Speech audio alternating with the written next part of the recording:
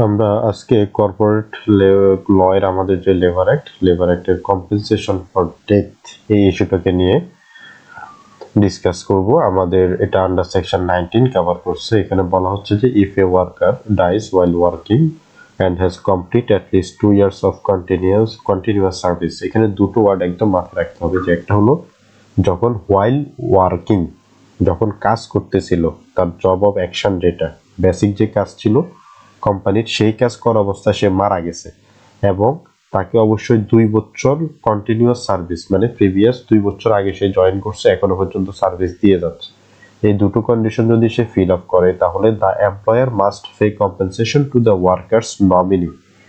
তাহলে এমপ্লয়ার তাকে কম্পেনসেশন দেবে, যেহেতু সে মারা গেল তাহলে তার নমিনেটেড নমিনি যিনি আছেন তাকে দেওয়া হবে।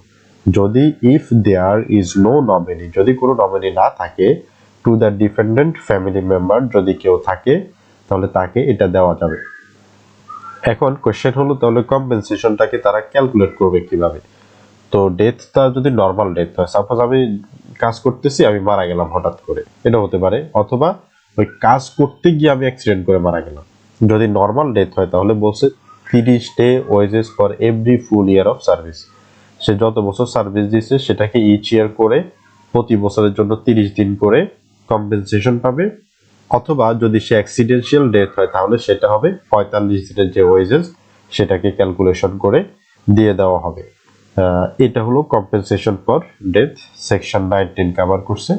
আর আরেকটা আমরা যেটা আলোচনা করব সেটা হলো employer liability to pay compensation, এটা কভার করছে সেকশন 115। সেটা হলো which is the employer liable to pay compensation